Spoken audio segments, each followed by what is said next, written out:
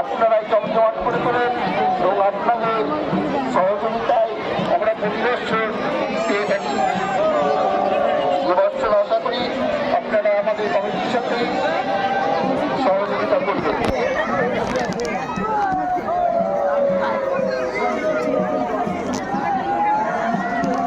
যে সকল বর্তমান এখনো পর্যন্ত পাক খাননি তাদের কাছে আমার অনুরোধ, আপনারা আস্তে আস্তে চড়কের কাছে যান এবং চড়কে পাক খান।